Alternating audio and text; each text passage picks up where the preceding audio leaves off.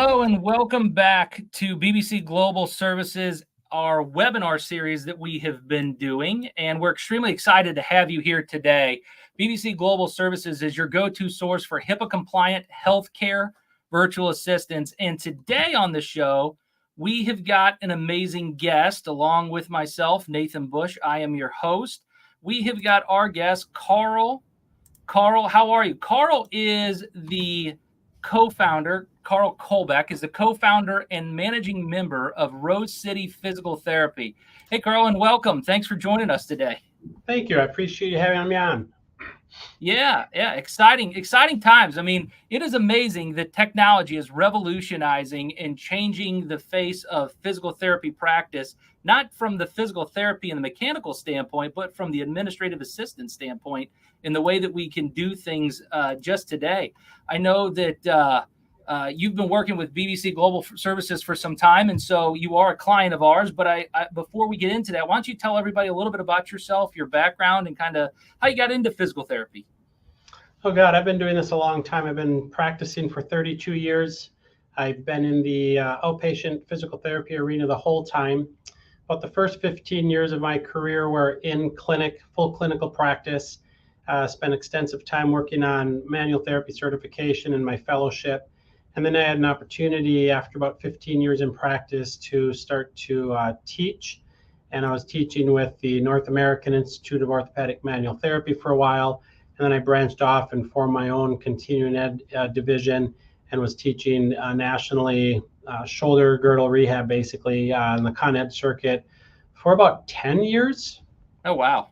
And that market started to change. The online education component started to take off quite a bit, and there was a big softening in around 2012, 2013 of attendance to brick and mortar courses.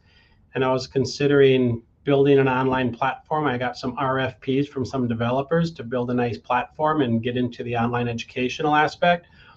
But then my wife at the time was working at the practice we now own, and the gentleman at the time who owned it were looking to retire, and they talked to her about buying the practice. It's a large single site practice. It's a busy practice, and she didn't want to do it alone. So I shifted gears, and we bought the practice from them in June of 2014. It'll be 10 years into this coming June. And I kind of segued out of teaching and put my time and energy into managing and owning a practice jointly with my wife and being more in the community and less on the road. And it's been awesome. That's incredible. So, I mean, it seems like a dream come true working with your wife. How's that been? Like, how's that relationship work when you work all day with somebody and then you're also with them at home all day? For me, that would be like heaven, spending all that time with my wife. How is it for you? That's the right answer. You know, it works really well. We don't see each other about an hour a day besides when we're sleeping and our eyes are closed. But we tend to come to work about the same time. We leave about the same time. Sometimes we have little different schedules, but we are together a lot. And we do a really good job, I think, balancing the ownership of a business as a married couple and then still maintaining a balance in our personal life outside these four walls. I will say after about the first 2 years of business ownership as a married couple, we are both very tenacious and we didn't have a good delineation of our roles. And we got some business coaching and we took a battery of tests, skill set tests and strength tests.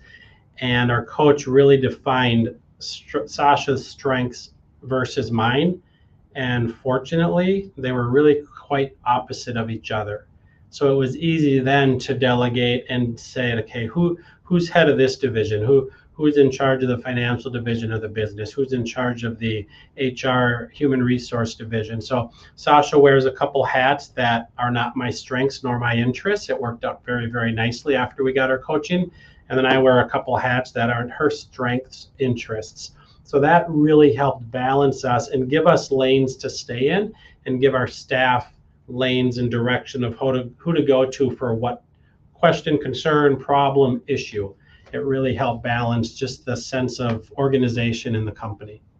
Yeah, that's incredible. I've done a lot of research and reading with a gentleman by the name of John Maxwell. He wrote 21 Irrefutable Laws of Leadership and 15 Valuable Laws of Growth and a series of other books. And he always talks about equipping leaders. And when he talks about equipping, he said he did a lot of counseling, which was focusing on people's weaknesses.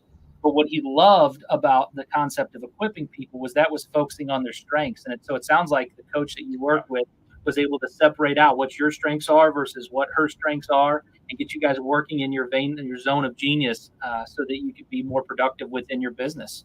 Well, exactly. It was extremely helpful for the whole team here, just for everybody, for us definitely as business owners, and then for us as husband and wife outside these four walls.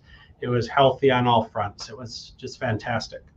Awesome. So Karl, what was the problem you had then prior to enrolling with BBC Global Services HIPAA compliant healthcare virtual assistant program and combining it with a virtual Sally technology? We had Virtual Sally on the show a couple weeks ago. And so I'm interested to know what was the problem you were having before combining BBC Global Services with Virtual Sally?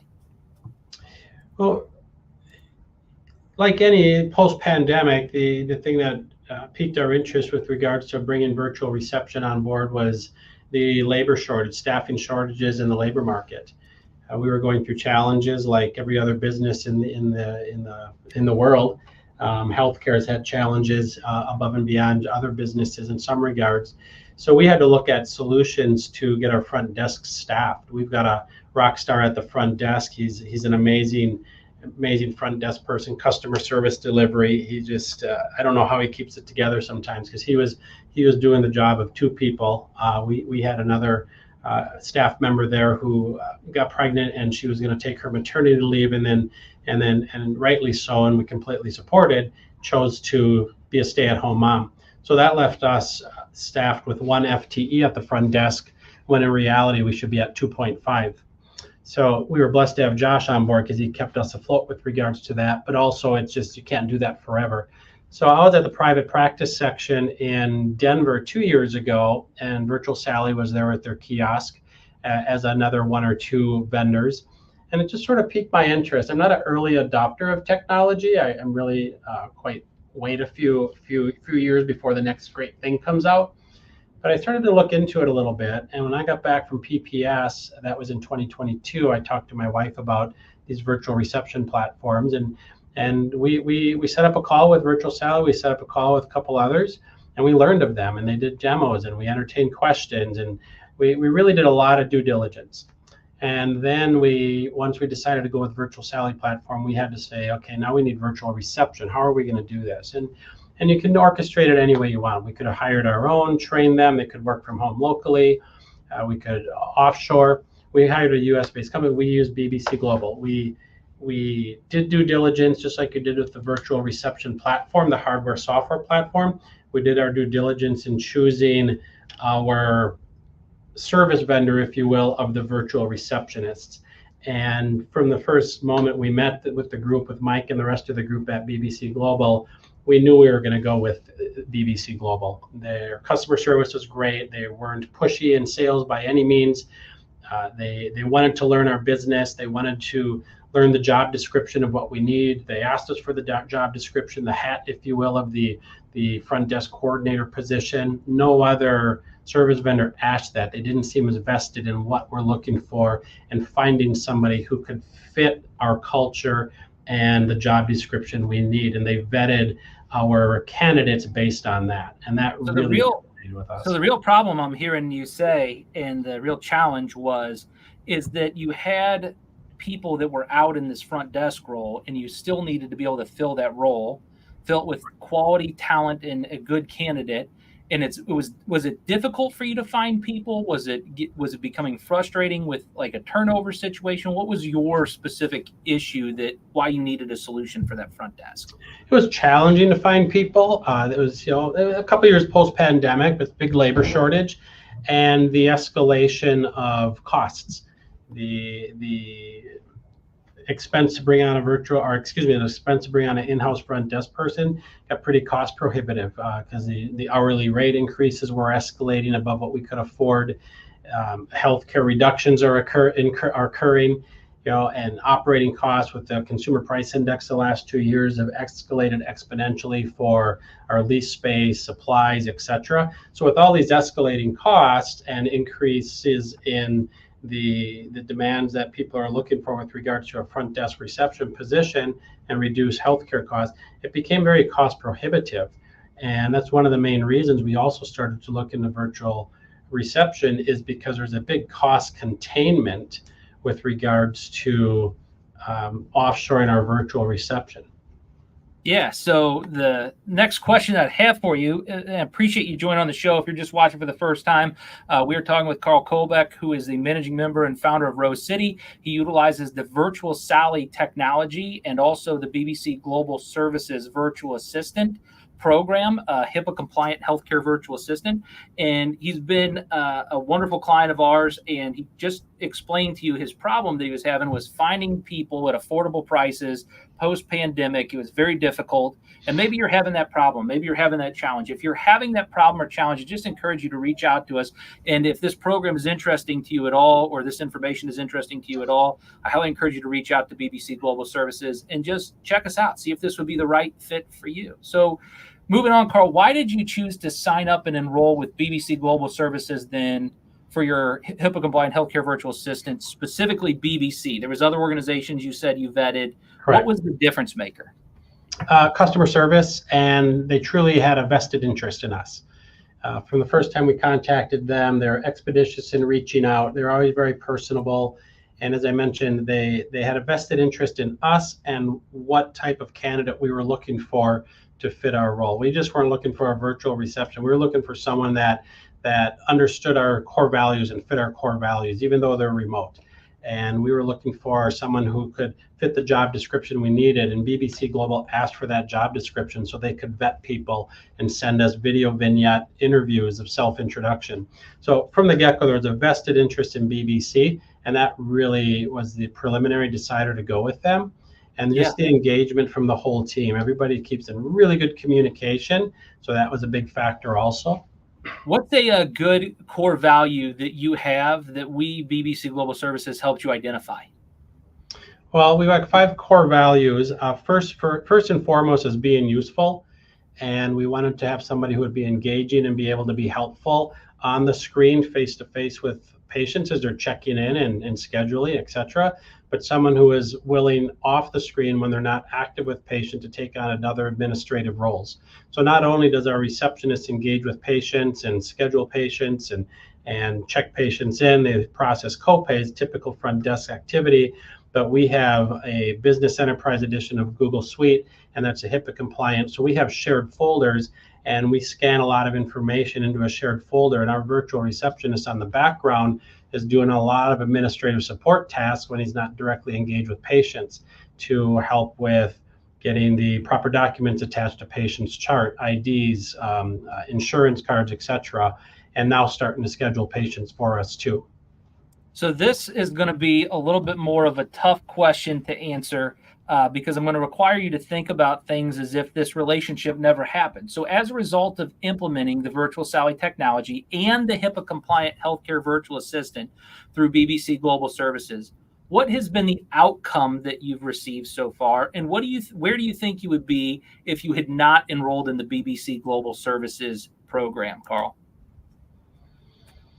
That's a good question. Had we not brought on BBC's services and virtual reception through them, I'm not too optimistic we would have been able to hire a viable, good candidate for our front desk position. There continues to be labor shortage and staffing shortages in a lot of friends' healthcare clinics on the administrative side of things. So I think we'd still be struggling with finding a good candidate, someone willing to work, much less any potential candidate at all. And then the risk of that is Josh, who, like I said, was with us as a 1.0 FTE for about a year and a half by his own, filling a 2.5 FTE role. I don't think he could have hung on much longer. He's a rock star. He's got a lot of fortitude, but to ask that of him to fill a 2.5 FTE role by himself for much more than a year and a half, I think eventually something would have gave, and I would completely understand why he wouldn't have been able to continue on his own at that capacity, and quite personally probably would have looked for something else. And that would have been a big risk and a big loss to us because he's the glue to our front desk. Yeah, making sure we maintain and retain those people long term is incredibly important. Correct. And having the ability to provide additional support and resources for those people, especially across platforms and different locations like Virtual Sally gives the option for, and to have all of the additional administrative support that comes with having the virtual assistant there, like they can interact with patients and speaks English well and does all these things, I would imagine is pretty critical to not burning out your staff and making sure that your team members enjoy what they do. But you can't afford anymore to hire somebody in an entry-level position and afford to pay them what's required in order to bring somebody even an entry level into your organization anymore. It almost seems like that entry level position is almost moving towards more of a virtual assistant, virtual receptionist. How do you feel about that? I completely agree. We still have one guy up front actively, but we're in a unique situation.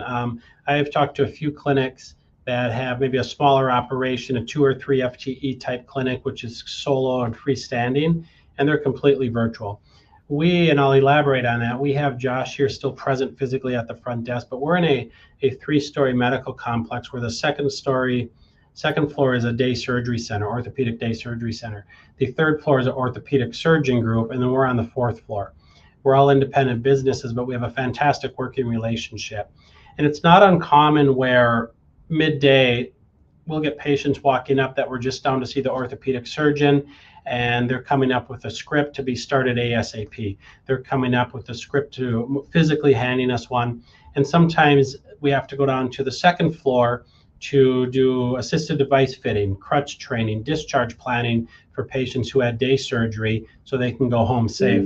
So the need for someone physically at our front desk is really to be tangible and available for when people, the staff from 2nd or 3rd floor come up and are looking for one of the therapists to be able to come down and help them. So it's a unique situation in that sense where our virtual receptionist, Jiwa, who's a rock star, he's awesome. He wouldn't be able to coordinate and orchestrate those types of services in this unique situation. Yeah, that's incredibly important that you have that support then in your building specifically. Before we go too much further, and I know that your time is valuable, but I would like to know the answer to this question, because we have a lot of people who are thinking about utilizing Virtual Sally and BBC Global Services. So if there's anyone on the fence about enrolling in BBC Global Services HIPAA compliant healthcare virtual assistant program, and they're watching this program right now, what would you tell that person about their decision? I would highly encourage it. And I had dinner last night with a friend who's a partner in a multi-clinic practice in the Portland metro area. And I told him we onboarded virtual reception about a year ago and sung Virtual Sally praises and sung BBC Global praises and talked about the experience. And it really piqued his interest. And in fact, he's going to stop by one day and just check out the system and watch it in action a little bit. So if anybody's on the fence about it, I highly encourage exploring this. I think it's a fantastic opportunity to bring your staffing up to par. If you've got multi-clinic settings, the platform can provide services where you can manage multi-clinic settings. I was just really impressed with that aspect of the software that Virtual Sally has, and then the quality of candidates that BBC Global forwarded to us after they learned our job description and what we were looking for. We got some really good candidates. They sent in 3 or 4 minute little self-introductory emails, talked about themselves, how they could help us, why they could help us, what their experience was.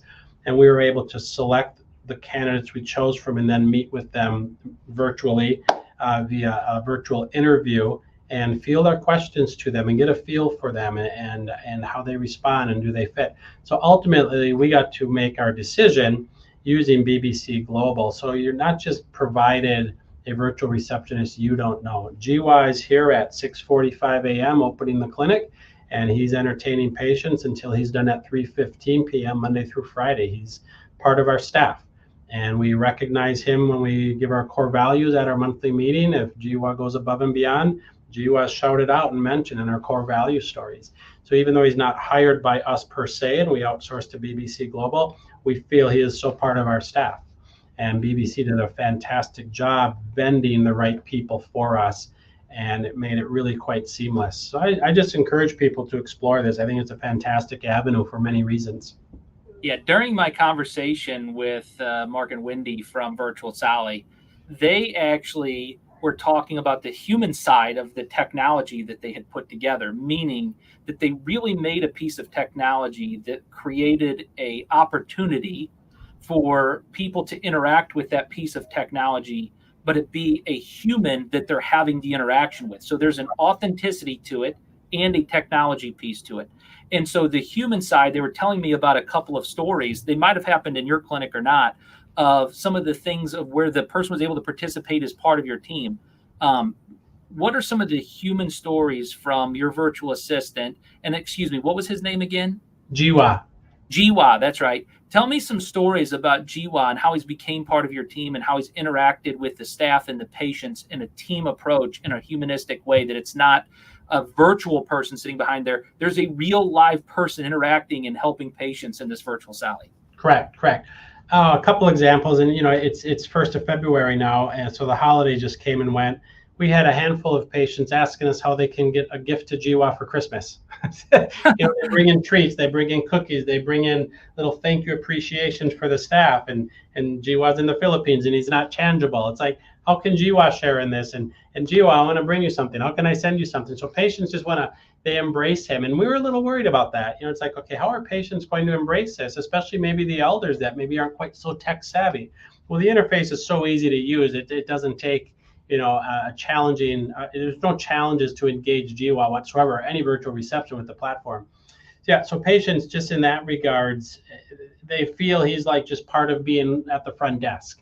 He's a live person. Every once in a while, a couple of people have said, is he virtual? I mean, AI virtual, and a couple of people have asked that. But no, he's not by any means. And part of it's in jest because AI is such a big thing right now. Yeah. So that's it. And then, Jiwa's on our website. He's got a presence on our website as our patient care coordinator, virtual receptionist. And Jiwa was featured in our newsletter that we send to our staff. We do a staff highlight when we hire a new staff. And in our print newsletter, it goes out to about 3,000 of our members every month of our past and present patients. Jiwa was featured in there, and then that gets transferred into the digital email newsletter. So he's really part of our team, and we promote him as that. And patients, I think, really embrace him by that. And they miss him when he's not there. Today, he's not there. He's got a nice family obligation. And so he's not there. So we got a signage up. Please check in at the front desk. Jiwa's got a day off. And they call, I want to see Jiwa. I want to check in with Jiwa. It's like, well, okay, what am I, mincemeat? That's so funny. That's good. Yeah, so patients have really embraced it. Now, he's very charming. He's got just the personal engagement that you would hope from somebody who's really, he's as much a face of the business now as Josh is when you walk in off the elevator. Whoever's at your front end is really so much the impression of your business. And our virtual receptionist gives us an amazing first impression. He's part of us, and people know him and like him, and he's their go-to when they check in. Yeah, whether it's dressing up for Halloween or participating in the breast cancer campaigns or just being a friendly face, it's so important to understand that there's a personal people component when you utilize a healthcare virtual assistant who's HIPAA compliant through BBC Global Services. This isn't AI. This is a human. This is a body. This is somebody that cares about your patients, that cares about you. And really what I love about BBC Global Services and working for the organization is it's not just we find you a person and hand them off. There's a managerial backbone. There's a reporting backbone that we've got involved in the situation. There's also this program that we call an augmented leadership model, meaning your leadership skills with your team members matter. It's not just assign tasks and responsibilities to somebody and then forget that person exists. The same way that Karl's talking about how you incorporate them on your team and make them feel like they're a part of something is the same way that you incorporate your leadership with them on the daily meetings or the weekly meetings or the huddles or the calls or the feedback that you give your team member. And Karl, before we wrap up here, we got just a couple of minutes. What are some final thoughts that you have based upon the conversation and things that we've talked about BBC Global Services and Virtual Sally and your program that you have in your offices? I'm glad we adopted early. I think we're early adopters of this technology. And I tend to not be an early adopter, as I mentioned before. And without reservation, I'm very glad we adopted early. And I can, share my experience with people who have that interest. As my wife and I, we do a lot of due diligence when we look at new equipment, when we do hiring, when we bring on services.